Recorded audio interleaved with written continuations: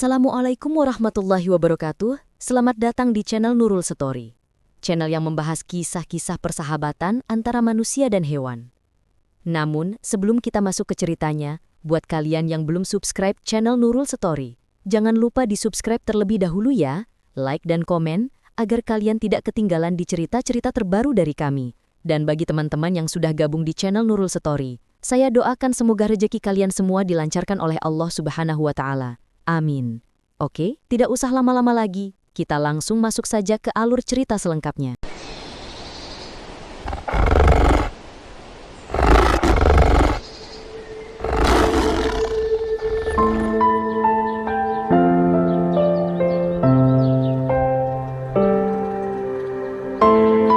Matahari pagi baru saja muncul di ufuk timur desa Sukamaju, menyelinap di antara kabut tipis yang menyelimuti sawah-sawah hijau.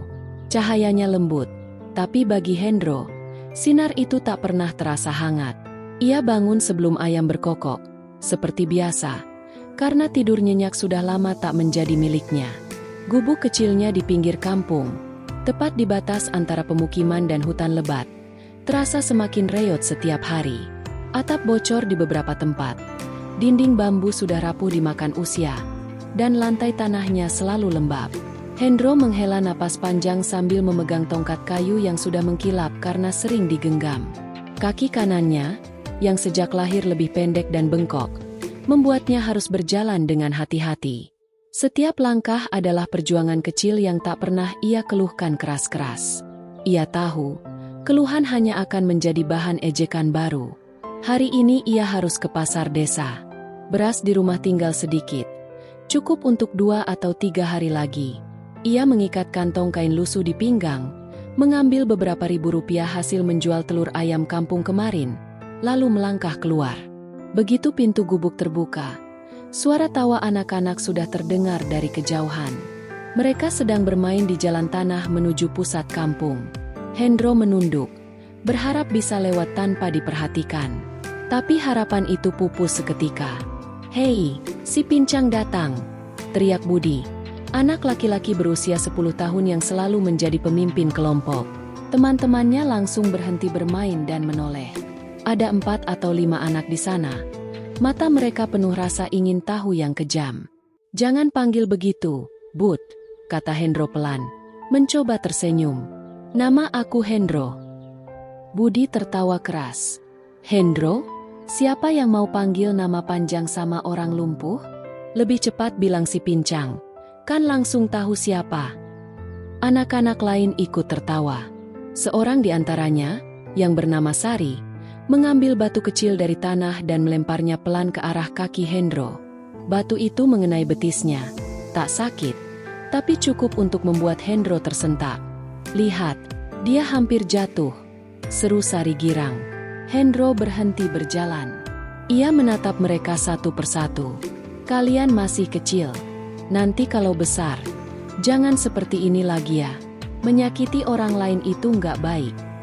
"Nggak ada yang nyakitin," bantah Budi. "Kami cuma main. Kamu yang lelet jalannya. Ganggu kami main bola kemarin. Ingat nggak? Bola nabrak kakimu. Langsung jatuh. Lucu banget." Hendro menggelengkan kepala pelan dan melanjutkan langkah. Tawanya masih mengikuti dari belakang, seperti duri yang menusuk telinga. Ia sudah terbiasa, tapi terbiasa bukan berarti tak lagi terasa sakit.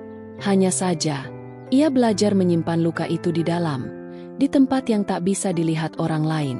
Di tengah jalan, ia bertemu Pak Maman, tetangga yang rumahnya tak jauh dari gubuknya. Pak Maman sedang menyapu halaman. "Pagi, Pak," sapa Hendro hormat. Pak Maman melirik sekilas, lalu kembali menyapu. "Pagi, mau kemana pagi-pagi?" "Ke pasar, Pak. Beli beras." "Oh, ya sudah. Hati-hati jalannya. Jangan jatuh lagi seperti minggu lalu. Repot kami angkat." Hendro hanya mengangguk. Minggu lalu ia memang tersandung akar pohon di jalan ini. Beberapa warga melihat dan bukannya membantu, malah ada yang tertawa. Akhirnya Pak Maman yang membantunya berdiri, tapi dengan wajah cemberut dan gumaman. "Sudah tua begini masih harus angkat-angkat orang. Sampai di pasar kecil desa, suasana sudah ramai. Pedagang sayur, ikan, dan kebutuhan sehari-hari berjejer di bawah tenda sederhana. Hendro berjalan pelan menuju kios Bu RT yang menjual beras. Bu RT, atau yang biasa dipanggil Bu Sumiati, adalah istri kepala RT setempat. Ia dikenal baik hati di depan orang-orang penting. Tapi dengan Hendro, sikapnya selalu dingin. "Pagi, Bu," sapa Hendro sambil tersenyum kecil. Bu RT menoleh. Alisnya terangkat. "Oh, Hendro, mau beli apa?" "Beras 5 kilo saja, Bu. Yang termurah boleh." Bu RT menggeleng pelan sambil menakar beras. "Kamu ini masih saja tinggal di gubuk reot itu ya? Sudah berapa tahun ayahmu meninggal? 10 tahun lebih kan? Kenapa nggak pindah ke kota saja? Cari kerja yang sesuai." Hendro menunduk menatap tanah. "Saya lahir di sini, Bu. Rumah itu warisan ayah. Saya nggak punya tempat lain." "Warisan?"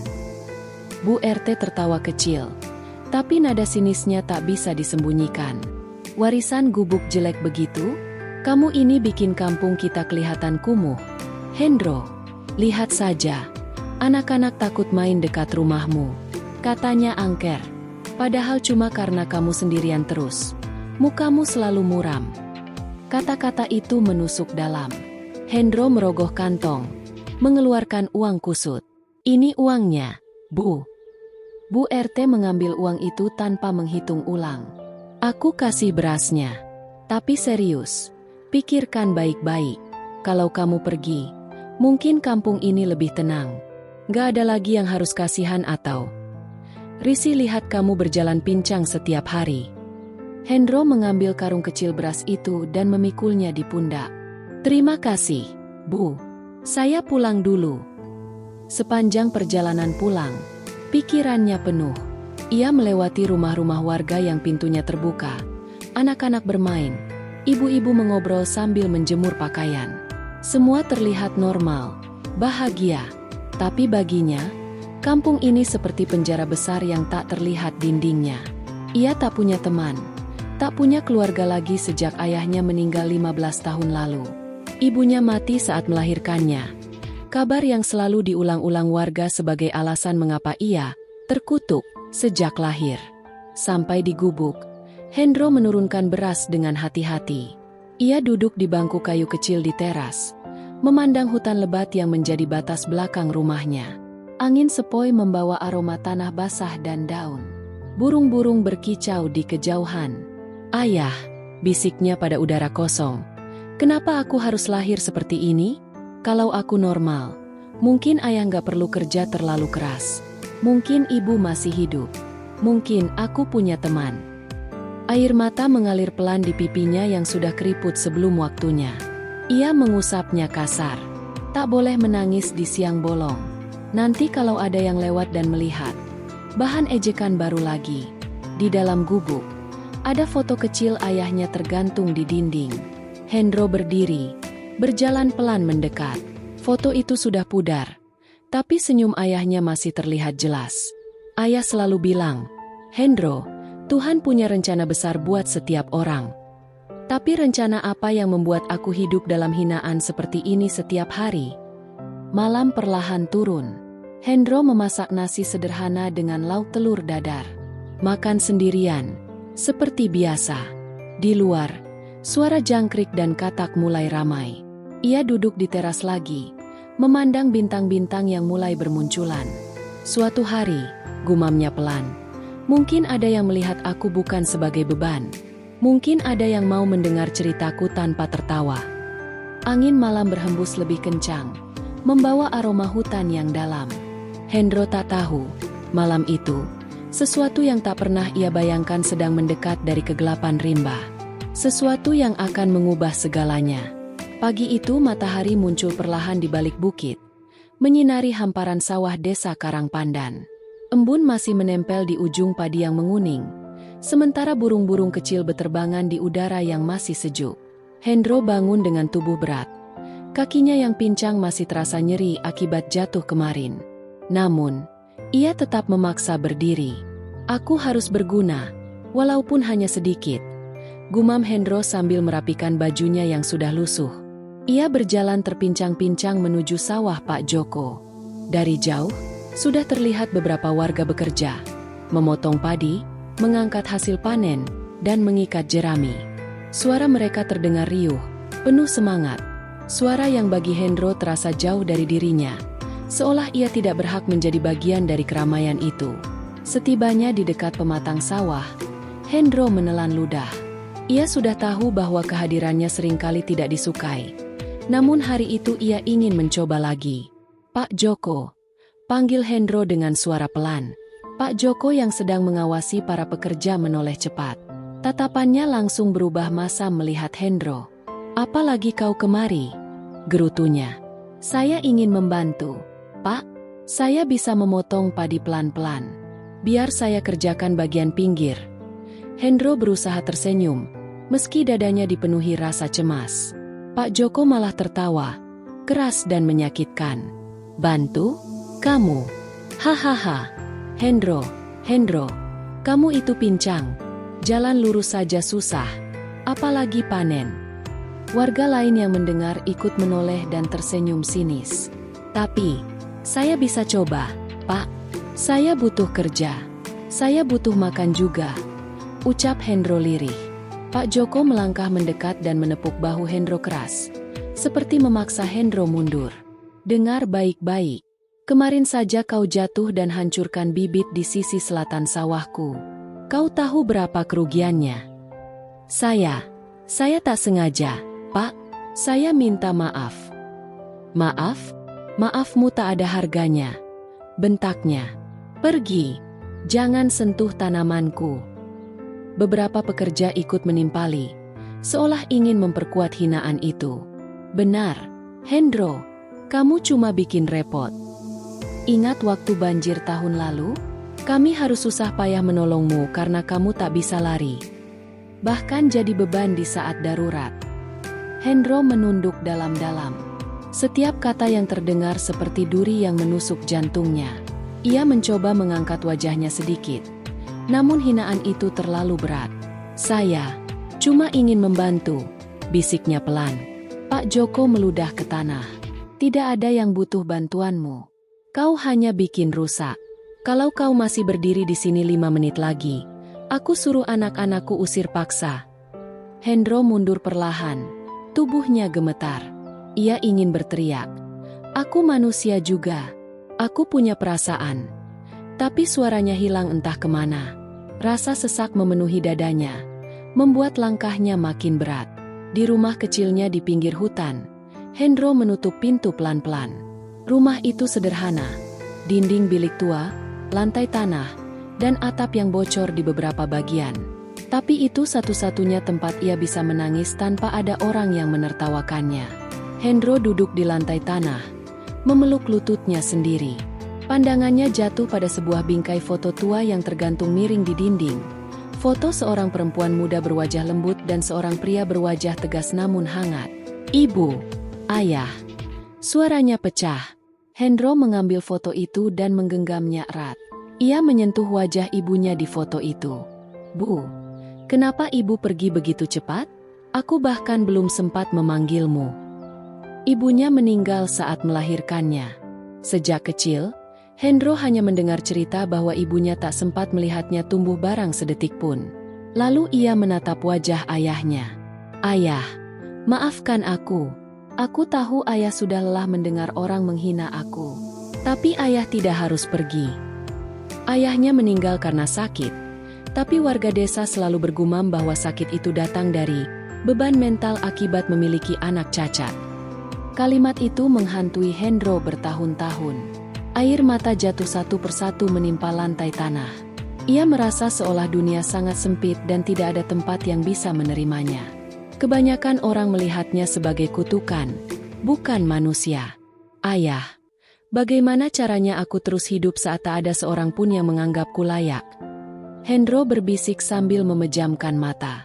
Angin hutan berhembus kencang dari luar, meniup tirai kain lusuh yang menutupi jendela. Suara ranting bergesekan terdengar seperti bisikan, membuat suasana makin sunyi dan menekan. Malam turun pelan, membawa hawa dingin dari pegunungan. Lampu teplok yang menyala di sudut rumah berkelip-kelip, seolah bisa padam kapan saja. Hendro berbaring di tikar tipisnya. Meski matanya terpejam, pikirannya tidak berhenti. Kenapa aku lahir seperti ini? Kenapa semua orang benci padaku? Kenapa aku tidak bisa hidup seperti orang lain? Pertanyaan demi pertanyaan menusuk kepalanya.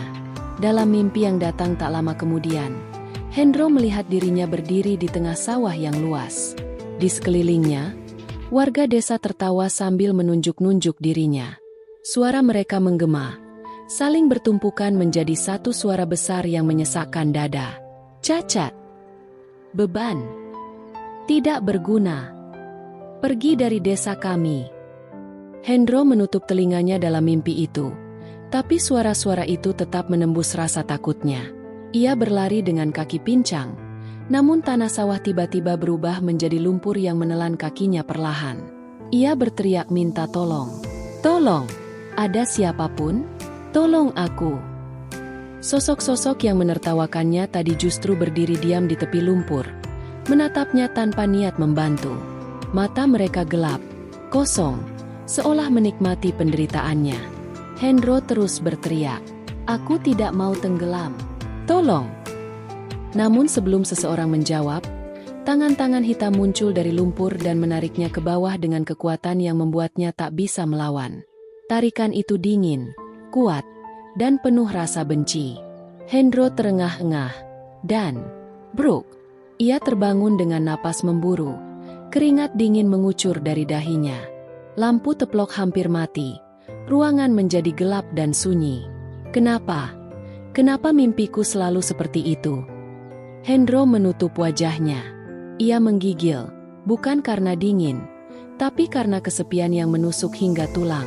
Luka batinnya seakan tak pernah kering.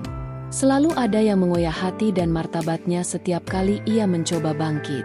Dan malam itu, saat angin hutan makin kuat dan suara hewan-hewan malam terdengar dari kejauhan, Hendro sadar sesuatu. Luka yang dimilikinya bukan hanya karena cacat fisik, tapi karena dunia tak pernah memberinya kesempatan untuk sembuh. Malam merayap seperti makhluk tak terlihat, menyelimuti gubuk Hendro dengan hawa dingin yang menusuk. Angin dari dalam hutan membawa aroma lembab tanah basah, bercampur bau dedaunan yang membusuk. Hendro terlelap setelah berjam-jam mencoba melupakan hinaan warga desa, namun tidurnya jauh dari tenang. Bahkan napasnya terdengar berat seperti menahan beban yang tak sanggup ia angkat. Namun tiba-tiba, krak, krek, suara ranting patah terdengar jelas dari luar gubuknya. Hendro membuka mata terbelalak. Suara itu bukan suara angin, bukan suara ayam hutan, dan bukan suara rubah yang biasa melintas. Suara itu berat, besar, seolah sesuatu bertubuh raksasa sedang berjalan mengelilingi rumahnya. Siapa di luar? Hendro berbisik. Dada berdegup tak karuan. Ia bangkit perlahan. Kakinya yang pincang membuat langkahnya goyah. Dengan tangan gemetar, ia meraba-raba lantai mencari tongkat kayu yang biasa ia gunakan sebagai penopang. Jari-jarinya akhirnya menyentuh permukaan kayu itu, dingin dan kasar. Grower! Suara geraman rendah menggema dari luar, membuat Hendro kaku seperti batu. Seluruh tubuhnya memanas, tapi telapak tangan dan kakinya membeku. Napasnya terhenti seketika. Ya Tuhan, gumamnya pelan. Ia berusaha mengatur napas, lalu memberanikan diri berdiri di depan pintu. Meski ingin lari, ia tahu percuma. Dengan kaki pincangnya, ia hanya akan jatuh sebelum sempat keluar dari halaman rumah. Dengan seluruh keberanian yang tersisa, Hendro hauskan suara. "Siapa di sana?" serunya lirih. Meski suaranya bergetar hebat, tak ada jawaban. Hanya napas berat sesuatu di luar sana, dan itu bukan manusia. Detik berikutnya, pintu kayu tua itu bergoyang. Seseorang, atau sesuatu, mendorongnya dari luar. Hendro memegang tongkat kayu sekuat tenaga, siap melemparkannya meski tahu itu takkan ada gunanya. Pintu terbuka perlahan, dan sinar bulan menyorot masuk, menyinari sosok besar yang memenuhi ambang pintu. Harimau. Harimau putih. Raksasa. Kulitnya bersinar seperti salju, garis hitamnya tegas, ototnya menggembung di balik bulu tebal. Dengan tinggi hampir setinggi manusia dewasa, harimau itu terlihat lebih mirip makhluk legenda daripada hewan biasa. Mata kuning menyala seperti bara api, begitu hidup, begitu cerdas, begitu tidak biasa. Hendro terpental mundur dan jatuh ke lantai. Tongkatnya terlepas. Jangan dekati aku. Jangan, teriaknya panik. Harimau itu berdiri diam di ambang pintu. Tatapannya bukan tatapan pemangsa. Ada ketenangan, ada wibawa, ada sesuatu yang mirip manusia. Lalu harimau itu membuka mulutnya. SSST, tenanglah. Manusia, aku tidak datang untuk memangsa kamu. Suara itu bukan suara binatang. Suaranya dalam, berat, bergetar, seperti gabungan suara guntur dan bisikan hutan yang bergema dari dalam tanah. Hendro menganga, tidak percaya pada apa yang baru saja terdengar. Harimau, bisa bicara. Hendro menggeleng cepat, meyakinkan diri bahwa ia sedang bermimpi. Ini pasti mimpi. Pasti ini mimpi buruk. Harimau itu melangkah masuk satu langkah, namun tetap menjaga jarak. Cahaya bulan membuat tubuhnya tampak seperti makhluk suci dari dunia lain. Aku bukan ilusi, ujarnya dengan nada tenang. Aku Raja Harimau Putih, penguasa hutan timur. Semua makhluk di sini tunduk kepadaku. Hendro menelan ludah keras-keras. Kenapa? Kenapa kau datang ke gubukku? Aku bukan siapa-siapa. Aku bahkan bukan orang normal. Harimau itu menunduk sedikit, seolah sedang menatap Hendro lebih dekat, meneliti wajah pucat lelaki itu. Aku datang karena butuh bantuanmu. Hendro terdiam. Kata-kata itu terasa asing baginya. Seluruh hidupnya tidak ada satupun manusia yang meminta bantuannya, apalagi makhluk sebesar ini. Aku. Hendro menunjuk dirinya sendiri dengan tangan gemetar. Kau pasti salah. Lihat aku ini. Kaki pincang. Lemah. Orang-orang desa saja tidak mau dekat denganku. Namun Raja Harimau mengabaikan rasa rendah diri itu. Ia melangkah pelan mendekat. Gerakannya halus dan anggun. Tidak ada ancaman. Hanya ketenangan dan rasa percaya diri seorang penguasa. Anakku, katanya lirih. Dia terjebak dalam ranjau pemburu di tepi hutan. Cakar dan kakinya terluka parah. Setiap kali ia berusaha bergerak, ranjau itu makin menancap dalam. Hendro terpaku. Harimau raksasa memiliki anak. Tentu saja. Tapi membayangkannya membuat dada Hendro sesak entah kenapa. Aku tidak bisa memindahkan ranjau itu tanpa mencederai dia lebih dalam. Dan makhluk hutan lain tidak bisa melakukannya. Mata harimau itu mempersempit. Suara murkanya terdengar samar. Manusia yang memasang perangkap. Maka hanya tangan manusia yang bisa membuka. Hendro menggeleng keras. Tapi, kenapa aku? Kenapa bukan orang desa? Mereka pasti lebih kuat. Mereka bisa lari. Aku bahkan mungkin tidak sampai sana tepat waktu. Raja Harimau menarik napas panjang. Karena mereka adalah pemburu itu. Mereka tidak akan menolong anakku. Hendro terdiam. Itu masuk akal. Tapi tetap saja, ia merasa dirinya tak pantas. Ada banyak manusia, lanjut sang raja. Tapi aku memilih kamu. Kenapa? Tanya Hendro hampir tanpa suara. Harimau putih itu mendekat hingga jarak mereka hanya beberapa meter. Aura hangat, lembut, namun penuh kekuatan besar menyelimuti ruangan. Karena kamu tahu rasa sakit, jawab sang raja. Karena kamu tahu bagaimana rasanya disakiti tanpa alasan. Karena kamu tahu bagaimana rasanya sendirian. Hendro menahan napas. Kata-kata itu masuk ke hatinya lebih dalam dari yang bisa ia bayangkan. Seluruh hidupnya ia merasa seperti beban. Seperti kesalahan yang lahir tanpa izin. Dan untuk pertama kalinya, ada yang melihat semua luka itu. Bukan untuk merendahkannya, tetapi untuk memahaminya. Manusia sepertimu, lanjut sang raja, punya hati yang tidak dimiliki manusia lain. Tolonglah anakku, sebelum terlambat. Keheningan mengisi gubuk. Hanya suara angin dari luar yang melewati celah dinding bambu. Hendro memejamkan mata sejenak. Ketakutan, keraguan, trauma dari ejekan seluruh desa, semuanya seperti berputar di kepalanya. Tapi, aku bisa mati, ujarnya pelan. Raja Harimau menatapnya dalam-dalam. Jika kamu menolong anakku, kamu tidak akan kusentuh. Kamu akan kulindungi. Sampai kapanpun. Suara itu begitu tegas, begitu jujur, begitu berbeda dari semua manusia yang pernah Hendro temui. Untuk pertama kalinya dalam hidupnya, seseorang atau sesuatu memberinya kepercayaan yang begitu besar. Hendro membuka mata. Wajahnya masih ketakutan, tapi ada api kecil dalam dirinya yang mulai menyala. Api yang selama ini padam karena hinaan, cemoohan, dan rasa rendah diri. Aku akan coba, katanya lirih namun mantap. Raja Harimau menundukkan kepala kecil. Sebuah gestur penghormatan yang membuat Hendro nyaris tak percaya. Terima kasih, manusia bernama Hendro, bisiknya. Mulai malam ini, nasibmu akan berubah. Dan tanpa disadari, malam itu menjadi awal takdir baru. Takdir yang jauh lebih gelap, lebih besar, dan lebih berbahaya daripada apapun yang pernah Hendro bayangkan. Dalam cahaya bulan yang menembus celah dinding gubuk, Hendro duduk bersila di lantai tanah. Napasnya masih belum teratur setelah kejutan melihat seekor harimau putih raksasa, yang bukan hanya berbicara, tetapi juga meminta tolong.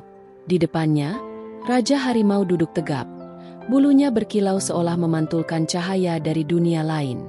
Hendro memeluk lututnya, mencoba menenangkan diri. Kenapa aku? Tanyanya akhirnya. Suaranya pecah, seperti ada beban bertahun-tahun yang ikut keluar bersama kalimat itu. Ada banyak orang di desa, banyak yang kuat, banyak yang lebih berguna. Raja Harimau menggeleng perlahan. Gerakannya halus namun penuh wibawa. Mereka kuat, benar, tapi mereka tidak punya hatimu. Hendro terdiam. Kata itu, hati, jarang ia dengar sebagai pujian. Selama ini, orang hanya mengatakan dirinya beban, kutukan, makhluk lemah yang hidup tanpa manfaat. Raja Harimau melanjutkan pelan, seolah takut menyakiti perasaan Hendro. Aku melihatmu dari dalam hutan. Banyak malam aku mengamati dari kejauhan. Kamu bekerja meski tubuhmu sakit. Kamu tetap tersenyum meski orang-orang menghina. Kamu menangis tanpa suara agar tak ada yang tahu. Hendro menunduk dalam-dalam. Dadanya serasa diremas. Bagaimana? Bagaimana kau tahu? Mataku bukan hanya milikku, jawab sang raja. Seluruh hutan adalah telingaku. Angin membawa cerita, tanah mengingat jejak, dan bulan menunjukkan kebenaran yang manusia sembunyikan. Hendro tak tahu harus berkata apa. Sebagian dirinya merasa aneh, tapi sebagian lain merasa dilihat untuk pertama kalinya dalam hidupnya. Anakku, lanjut Raja Harimau, suaranya lebih lembut. Dia kecil. Ia belum paham bahaya dunia manusia. Ranjau itu menusuk tubuhnya. Setiap gerakan membuat logam itu semakin merobek dagingnya. Hendro bergidik ngeri. Kalau aku menyentuhnya, kukuku akan melukai dia. Kalau makhluk hutan lain mencoba, mereka akan memicu jebakan itu. Harimau itu menundukkan kepala sedikit. Aku butuh manusia yang bukan pemburu, bukan pendendam, bukan yang senang menyakiti. Hendro menggenggam jari-jarinya, menahan gemetar. Tapi, aku tidak bisa lari cepat. Aku tidak bisa jalan jauh tanpa jatuh. Bagaimana kalau aku lambat? Bagaimana kalau aku? Jika kamu gagal, potong Raja Harimau. Suaranya sendu namun tetap kuat. Anakku mati. Hendro membeku. Hanya ada dua kata itu di kepalanya. Anaknya mati. Tapi, raung Hendro lirih. Aku takut. Aku tak pernah bisa apa-apa. Raja Harimau mengangkat kepala, menatap Hendro tepat di mata. Tatapan itu bukan tatapan binatang. Itu tatapan ayah yang putus asa dan berharap. Karena itu aku membantumu, ujar sang raja. Aku tidak meminta kamu berjalan dengan kakimu. Aku beri kamu kekuatan sementara. Ia menunduk, mendekat hingga napas hangatnya terasa. Selama perjalanan, kakimu tidak akan sakit. Ucapan itu membuat Hendro tercekat. Aku benar-benar takkan terasa sakit, bisiknya. Tidak, tegas sang raja. Aku tidak berbohong. Hendro masih ragu. Ada ketakutan, ada trauma, ada suara-suara hinaan yang selalu menghantui telinganya. Kau yakin aku bisa? Suara Hendro hampir tak terdengar. Ya, jawab sang raja tanpa ragu. Kamu pikir aku memilihmu tanpa alasan? Kamu punya sesuatu yang tidak dimiliki manusia lain. Kamu tahu perasaan jatuh. Kamu tahu perasaan ditinggalkan. Kamu tahu perasaan hidup tanpa dukungan. Mata besar itu berkilau, entah karena sinar bulan atau harapan. Anakku butuh tangan yang paham rasa sakit. Tangan yang tidak akan menyakitinya. Hendro menelan ludah keras-keras. Dadanya bergejolak. Ada perasaan aneh mengalir dalam dirinya. Ketakutan bercampur keberanian kecil yang ia sendiri tak tahu berasal dari mana. Kalau aku melakukan ini, ucap Hendro perlahan. Kalau aku mencoba tapi gagal, kau tidak akan membunuhku, kan? Harimau itu mengangguk. Aku raja, dan seorang raja tidak mengingkari janji. Keheningan panjang menyelimuti gubuk. Angin malam masuk, menggoyangkan lampu teplok yang hampir padam. Hutan di luar seperti menahan napas, menunggu keputusan satu manusia pincang yang selama ini dianggap tak berguna. Akhirnya, Hendro mengangkat wajahnya. Ada air mata di matanya, tapi juga cahaya kecil yang baru tumbuh. Cahaya tekad. Baiklah, katanya. Aku akan coba. Raja Harimau menurunkan tubuhnya sedikit, seolah memberi hormat. Terima kasih, Hendro. Kamu telah menyelamatkan garis keturunanku. Hendro berdiri perlahan. Namun saat ia menapakkan kaki ke tanah, sesuatu aneh terjadi. Dari ujung kaki hingga lutut, ia merasakan gelombang hangat merayapi tulang-tulangnya. Rasa sakit yang selalu menemani hidupnya. Lenyap, tidak ada nyeri, tidak ada ngilu, tidak ada berat. Ia membuka mata lebar-lebar. Raja, kakiku. Hendro hampir tak percaya. Aku bisa berdiri tanpa sakit. Itu kekuatan sementara, ujar sang raja. Hanya untuk malam ini. Hendro mencoba melangkah. Langkahnya tidak sempurna, tapi jauh lebih ringan daripada yang pernah ia rasakan seumur hidup. Kita harus pergi sekarang, lanjut sang raja. Sebelum fajar, sebelum pemburu kembali mengecek jebakan mereka. Hendro mengambil tongkat kayu, bukan lagi sebagai penopang, tapi hanya sebagai jaga-jaga di hutan. Ia menarik napas panjang. Aku siap, katanya. Meski suaranya masih bergetar, Raja Harimau menoleh, lalu berbalik menuju pintu. Bulunya berkibar diterpa angin malam. Ikuti aku. Jangan tertinggal. Ada hal-hal di hutan ini yang tidak menerima manusia kecuali aku yang menuntun. Mereka keluar dari gubuk. Malam terasa jauh lebih gelap dari biasanya. Hutan seolah memanggil-manggil, mengajak mereka masuk ke dalam rahasia terdalamnya. Ketika Hendro melangkah ke tanah berumput, ia merasakan dingin yang menusuk, tapi di balik itu, ada sesuatu yang menghangatkan dada, perasaan bahwa untuk pertama kalinya dalam hidupnya, ia diperlukan. Harimau putih berjalan di depan, tubuhnya memancarkan cahaya samar yang membelah gelap. Hendro mengikutinya, dan setiap langkahnya terasa seperti melangkah ke dunia yang tidak pernah ia bayangkan. Hutan membuka pintunya. Dan malam itu menjadi awal perjalanan yang akan mengubah segalanya. Hutan malam terasa seperti dunia lain. Awan tebal menutupi sebagian cahaya bulan, membuat pepohonan menjulang seperti bayangan hitam raksasa yang saling berbisik. Setiap langkah membawa aroma tanah lembab dan lumut yang seolah merayap ke kulit, membuat Hendro merinding dari ujung jari hingga tengkuk. Di depan, Raja Harimau melangkah perlahan namun pasti. Tubuhnya menyala samar. Jadi satu-satunya cahaya yang dapat dilihat Hendro di kegelapan pekat. Daun-daun bergesekan, menimbulkan suara lirih seperti bisikan makhluk tak terlihat. Hendro menggenggam tongkatnya erat. Berapa jauh lagi? napasnya mulai tersengal. Meski rasa sakit di kakinya tak ia rasakan berkat kekuatan sang raja. Tak lama, jawab Raja Harimau. Namun suaranya kali ini berbeda. Lebih berat, lebih gelisah. Dengar itu? Suara kecil itu. Itu anakku. Hendro menajamkan pendengaran. Dan benar, di antara suara hutan yang berdesir, terdengar erangan kecil, seperti suara anak ketakutan yang menahan sakit. Aduh! Ah! Bu! Ayah!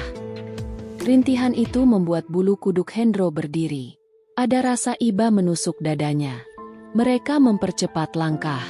Hendro tersandung beberapa kali, tapi ia tak jatuh. Kekuatan harimau itu seperti menopang seluruh tubuhnya. Tak lama kemudian, mereka tiba di area semak belukar yang padat. Raja Harimau berhenti, tubuhnya menegang. Dia di sana, bisiknya pelan. Hendro menyingkap rerumputan tinggi dengan hati-hati, dan penglihatannya langsung tertumbuk pada sosok kecil berwarna putih. Seekor harimau kecil, tak lebih besar dari kambing muda, dengan bulu seputih kapas yang sekarang ternodai darah. Kakinya terperangkap ranjau besi tua berkarat. Gigi-gigi logamnya menancap dalam, membuat darah terus merembes ke tanah. Ayah! Rengek harimau kecil itu lemah, matanya berkaca-kaca. Hati Hendro langsung mencelos. Raja Harimau mendekat pelan, menundukkan kepala sambil mendesis lirih penuh sedih. Sabar, nak. Aku di sini. Manusia ini akan menolongmu. Harimau kecil menatap Hendro, tubuhnya gemetar. Ayah, dia manusia. Manusia sakiti aku. Tolong jangan biarkan dia sakiti aku lagi. SSST, tidak, dia berbeda. Jawab Raja Harimau tegas namun lembut. Dia datang untuk menolong, bukan melukai. Hendro mengangguk perlahan, mendekati anak harimau itu sambil berlutut. Tangannya gemetar hebat. Melihat luka itu membuat perutnya terasa mual. Ini, ranjau model lama, gumam Hendro, memeriksa logam karat. Ayahku dulu punya buku tentang ini. Aku pernah baca sedikit caranya. Kalau salah buka, gigi logamnya bisa menjepit lebih dalam. Harimau kecil meringis. Tubuhnya mengejang. Sakit. Sakit sekali. Tolong cepat. Hendro menelan ludah. Aku harus pelan-pelan. Oke? Kamu harus tahan sedikit. Sakit. Rengek si kecil. Matanya mengalirkan air mata bening. Hendro memaksakan senyum tipis. Aku mengerti. Dulu aku juga sering sakit. Bukan dari luka, tapi dari ejekan. Raja Harimau menoleh tajam, memperhatikan Hendro yang mulai bekerja. Hendro mulai membuka satu persatu bagian ranjau. Tangan kanannya menggenggam kunci kait besi. Tangan kirinya menahan tekanan agar ranjau tidak menutup kembali. Keringat langsung bercucuran meski udara malam dingin menggigit. Saat ia membuka salah satu pengaip, kenangan masa kecilnya tiba-tiba muncul. Suara anak-anak, tawa mengejek. Ayo lari, Hendro. Oh iya, kamu gak bisa lari kan? Kasihan. Tawa mengejek itu terngiang jelas. Ia menggigit bibir. Konsentrasinya tidak boleh hilang. Kamu kuat, nak, katanya pelan, berusaha menenangkan harimau kecil.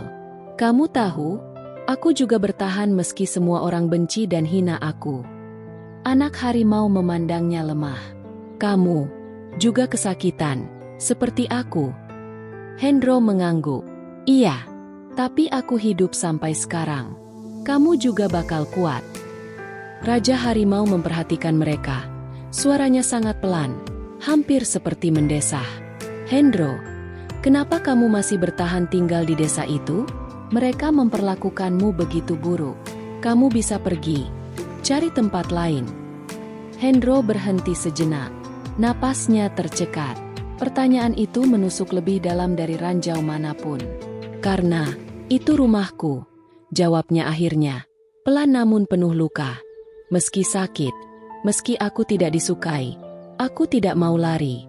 Kalau aku pergi, aku seperti membiarkan mereka menang. Dan di sana ada kenangan ayah dan ibuku. Raja Harimau menatapnya dengan cara yang berbeda, lebih hormat, lebih lembut. Kamu lebih berani daripada mereka semua. Mereka kuat hanya secara tubuh. Kamu kuat di hati. Hendro menunduk. Wajahnya memerah walau bukan karena malu, melainkan karena ia tidak terbiasa dipuji. Apalagi oleh makhluk sebesar dan sekuat itu. Ia kembali berfokus. Satu kait lagi. Ketika Hendro menggeser bagian terakhir, ranjau itu berderit keras. Harimau kecil meringis keras. "Ah! Bertahan!"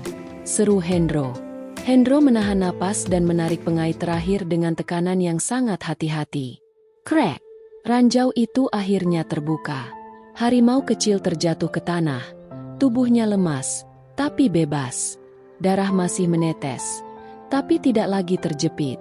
Raja Harimau mengaum pelan, bukan marah, tapi lega. "Nak, kau selamat."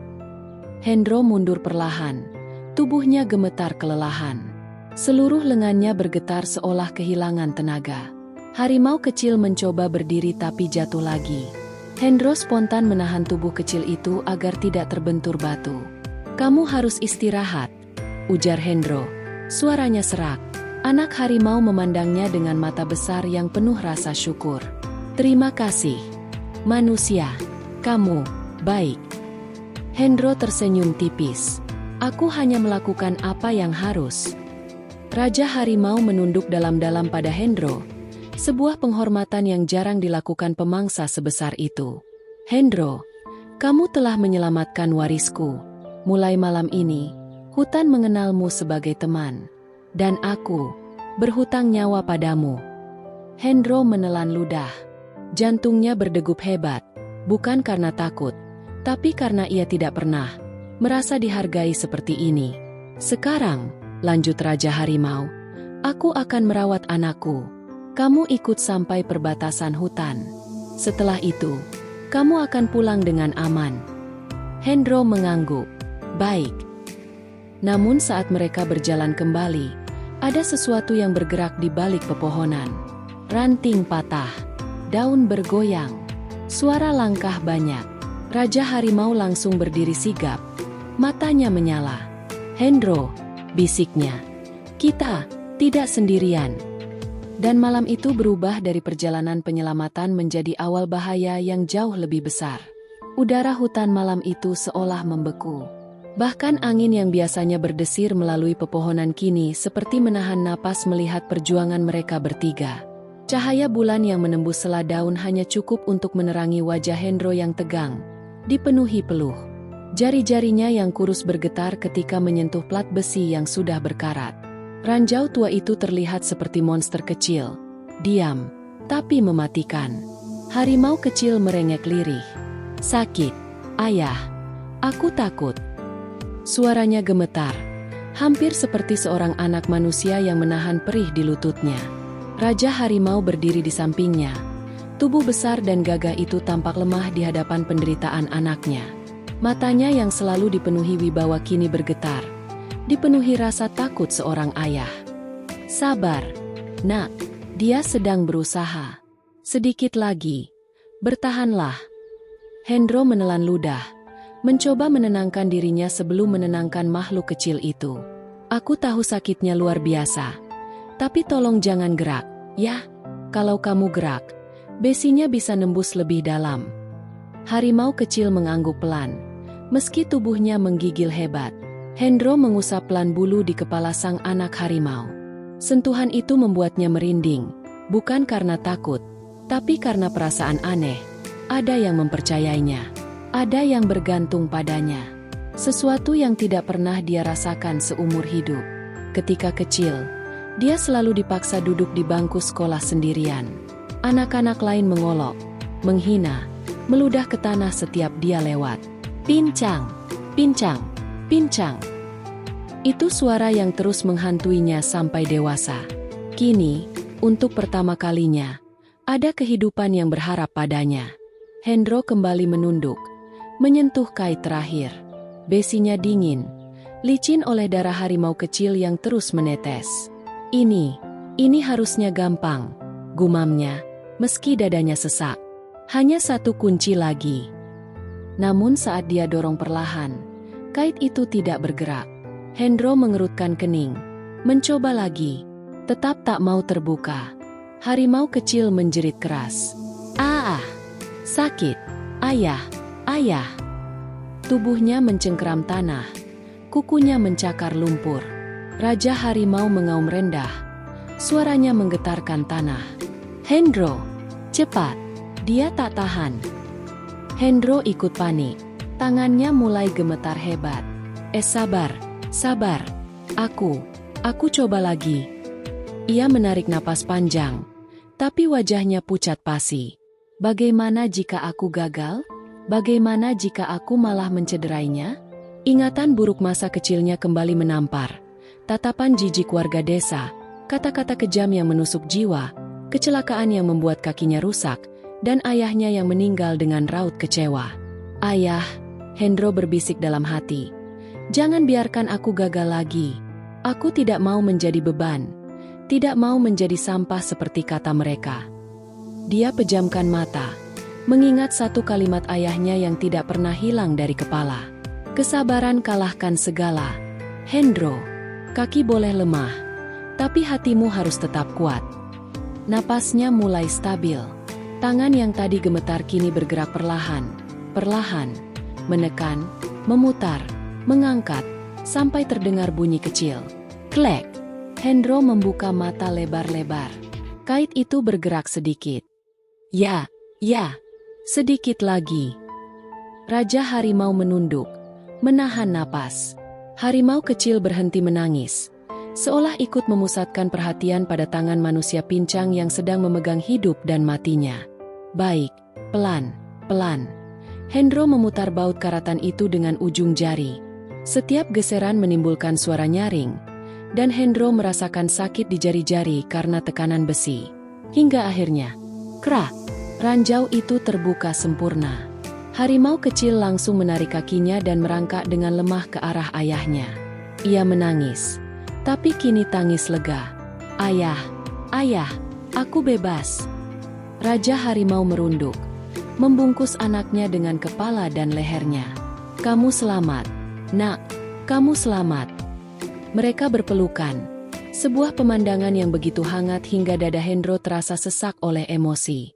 Air mata menetes dari matanya tanpa ia sadari. Harimau kecil menatap Hendro. Paman manusia, terima kasih. Suaranya masih lemah, tapi tulus. Hendro tersenyum, senyum yang jarang muncul dalam hidupnya. Akhirnya, aku berguna. Namun saat dia hendak berdiri, tiba-tiba rasa sakit hebat menghantam kakinya. Rasa sakit itu seperti petir menyambar dari pangkal paha sampai ke telapak kaki. Hendro terjatuh seketika, meringis keras. Kakiku sakit lagi. Raja harimau mengangkat wajahnya, lalu memandang Hendro dengan penuh iba. Kekuatan yang kuberikan sudah habis. Maafkan aku, manusia baik. Aku tidak bisa membuatnya bertahan lama. Hendro menggigit bibir, menahan air mata yang lain. Jadi, aku tak bisa jalan pulang? Aku di sini saja? Di hutan? Raja harimau menggeleng pelan. Tidak, kamu tidak sendirian. Kamu pahlawan kami hari ini. Ia merunduk, tubuh besarnya menurunkan diri agar Hendro bisa naik. Naiklah ke punggungku. Aku yang akan mengantarmu pulang. Hendro tertegun. Tidak pernah dalam hidupnya ia diperlakukan begitu mulia. Perlahan, ia meraih bulu lembut di punggung Raja Harimau dan menaikinya. Raja Harimau melangkah perlahan, menghindari akar-akar besar dan lubang-lubang tanah. Harimau kecil berjalan tepat di sampingnya, sesekali menatap Hendro dengan senyum kecil. Di tengah perjalanan, Raja Harimau bertanya pelan, "Kenapa kamu bertahan di desa itu, Hendro? Manusia-manusia di sana menyakitimu." Hendro menghela napas panjang, memandang langit penuh bintang. Karena itu rumahku. Ayahku dimakamkan di sana. Ibuku meninggal karena melahirkan aku. Kalau aku pergi, rasanya seperti melarikan diri dari segalanya. Meski sakit, aku tetap bertahan. Raja Harimau terdiam sejenak. Hatimu sangat kuat. Jauh lebih kuat dari kaki atau tubuhmu. Hendro tertawa getir. Kuat? Entahlah. Tapi malam ini, untuk pertama kalinya, aku tidak merasa hina. Nanti, kata Raja Harimau pelan, aku akan memenuhi janjiku. Aku lindungi desamu dari bahaya hutan. Dan aku lindungi kamu, Hendro. Hendro tersentuh. Terima kasih, Raja. Malam itu, mereka bertiga menyusuri hutan gelap dengan langkah yang perlahan tapi pasti. Untuk pertama kalinya sejak kecil, Hendro merasakan sesuatu yang selama ini hilang dari hidupnya. Harga diri. Dan air mata yang mengalir malam itu bukan air mata kesakitan, melainkan air mata penebusan untuk dirinya sendiri. Fajar perlahan merayap naik dari balik pepohonan, mewarnai langit dengan semburat jingga dan merah muda. Kabut tipis masih menggantung rendah di atas tanah, menambah suasana misterius ketika Hendro dan dua harimau putih itu mendekati desa. Embun pagi membasahi punggung bulu Raja Harimau yang kokoh, sementara Hendro masih duduk di atasnya, memegang pundak binatang besar itu agar tidak jatuh. Langkah harimau terdengar lembut, nyaris seperti bisikan. Namun sosoknya yang besar, bercahaya oleh pantulan sinar fajar, membuat setiap bayangan yang dilewati bergetar. Saat mereka memasuki batas desa, ayam jantan baru saja selesai berkokok. Para warga mulai keluar rumah, bersiap ke sawah atau ke pasar. Semua masih berjalan seperti biasa, hingga seseorang melihat siluet harimau raksasa itu muncul dari kabut. Astagfirullaah, teriak Bu RT, yang baru saja membuka pintu rumahnya. Jeritannya langsung membuat warga lain menoleh. Dan begitu mereka melihat yang mendekat, desa kecil itu berubah menjadi kekacauan. Harimau lari, masuk rumah, tutup pintu, ambil tombak, cepat. Teriakan saling bersahutan. Ada yang jatuh tersungkur karena panik. Ada yang menangis sambil menyeret anaknya masuk. Ada pula yang bersembunyi di balik tumpukan karung padi. Pak Joko keluar dengan parang di tangan, meski wajahnya pucat pasi. Apa itu? Harimau putih? Langka itu. Bahaya itu. Jangan dekat-dekat. Namun langkah mereka semua terhenti ketika mereka melihat seseorang di punggung harimau itu. Loh, dengan tubuh kurus dan kaki yang kembali pincang, ia perlahan turun dari punggung sang Raja Harimau. Raja Harimau menurunkan tubuhnya, membuat Hendro bisa meraih tanah dengan hati-hati. Tunggu. Jangan lari. Hendro mengangkat tangannya, meski suaranya sedikit bergetar. Orang-orang terdiam sejenak. Mereka melihat harimau itu tidak menyerang, tidak mengaum, tidak menampakkan taring. Raja Harimau hanya berdiri tegap, anggun dan berwibawa, di samping Hendro, seolah menjadi penjaga pribadinya. Bu RT menelan ludah. Hendro, kamu, dari mana? Kenapa? Kenapa kamu bersama hewan buas itu? Hendro menghela napas panjang. Dia bukan hewan buas. Dia penyelamat dan sahabat. Pak Joko melangkah maju, masih ragu. Apa maksudmu? Harimau itu tak akan dekat kecuali mau menyerang. Jangan bohong. Raja Harimau tiba-tiba bersuara. Suaranya menggelegar seperti guntur, tapi ada ketenangan di dalamnya. Manusia, aku tidak datang untuk menyerang. Warga serempak menjerit dan mundur. Beberapa bahkan jatuh terduduk karena kaget mendengar suara harimau berbicara. Raja Harimau melanjutkan, Hendro adalah pahlawan. Dia menyelamatkan anakku dari ranjau manusia. Dia menolong tanpa pamrih, meski tubuhnya lemah dan hatinya sering disakiti oleh kalian. Hendro menunduk, tak menyangka harimau itu akan mengatakannya sejujur itu. Pak Joko mulai gemetar. Hendro, menolong anakmu? Kenapa? Kenapa dia? Raja Harimau mengibaskan ekor besar yang memecah embun pagi. Karena di antara kalian semua, dialah yang paling murni hatinya. Warga terdiam. Tidak ada yang berani bersuara. Harimau kecil mendekat. Kakinya yang terluka tampak sudah dibalut daun hutan. Ia menatap warga dengan mata polos. Paman manusia baik. Dia selamatkan aku. Tolong jangan sakiti paman. Suara lembut itu menusuk hati semua orang. Bu RT perlahan mendekat. Air mata mulai mengalir. Hendro, maafkan kami. Maafkan cara kami memperlakukanmu. Hendro memandangnya. Wajahnya masih menyimpan luka masa lalu, tapi matanya lembut. Aku sudah lama memaafkan. Aku hanya ingin kalian tahu. Cacat bukan berarti aku tidak berharga. Pak Joko menunduk. Seluruh keberaniannya runtuh. Selama ini aku salah menilai kamu. Aku hina kamu. Aku usir kamu. Padahal hatimu jauh lebih kuat dari semuanya. Warga lain ikut menunduk. Satu persatu. Seorang bapak tua berkata lirih. Kami buta oleh prasangka. Seorang ibu muda menangis. Kami iri karena kamu masih bisa tersenyum meski hidupmu berat. Kami jahat. Hendro tersenyum tipis. Tapi air matanya mengalir juga. Kalian boleh hina tubuhku. Tapi jangan pernah hina kebaikan seseorang hanya karena mereka berbeda. Semua orang punya luka, termasuk aku. Raja Harimau mengangguk bangga seolah mengerti seluruh makna kata-kata itu. Setelah keheningan panjang, Bu RT mengambil langkah besar. Ia berlutut di hadapan Hendro. Tidak ada wibawa ketua lingkungan di sana. Hanya seorang manusia yang memohon pengampunan. Hendro, maafkan kami. Mulai hari ini, kamu bukan lagi orang yang kami pandang rendah. Kamu, bagian dari kami. Kamu layak dihormati. Warga lain ikut berlutut. Suasana berubah menjadi pemandangan penuh penyesalan yang menggetarkan hati. Raja Harimau kemudian mundur satu langkah. Memandang Hendro untuk terakhir kalinya pagi itu. Tugasmu sudah selesai, Hendro. Namun ketahuilah, selamanya kamu adalah saudara hutan. Jika suatu hari kau disakiti lagi, panggil aku, dan kami akan datang.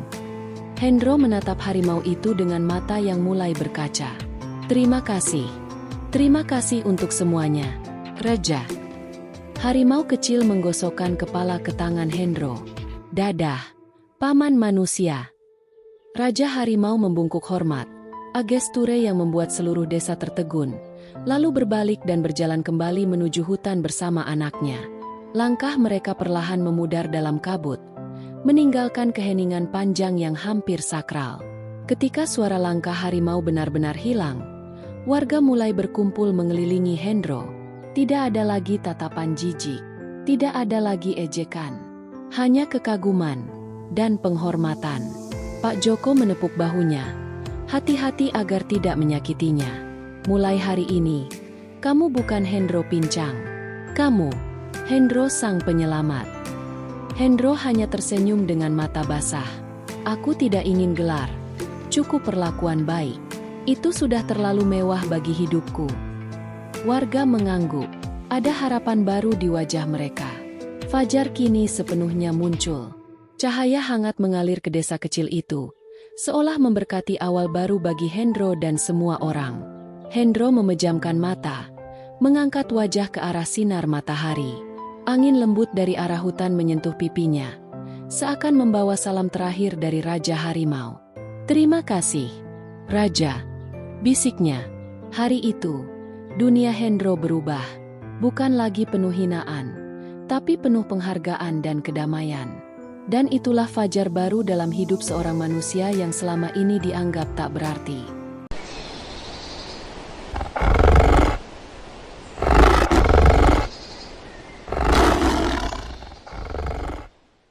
Nah, cerita pun selesai. Bagaimana teman-teman semua dengan cerita persahabatan ini? Apa yang bisa kita petik dan ambil kebaikan dari cerita ini? Monggo ditulis di kolom komentar ya. Buat teman-teman yang belum subscribe, jangan lupa di-subscribe terlebih dahulu, like, dan komen ya, agar saya selalu bersemangat dalam membawakan cerita-cerita persahabatan manusia dengan hewan ya teman-teman. Akhir kata, saya pamit undur diri ya teman-teman. Sekian, wassalamualaikum warahmatullahi wabarakatuh.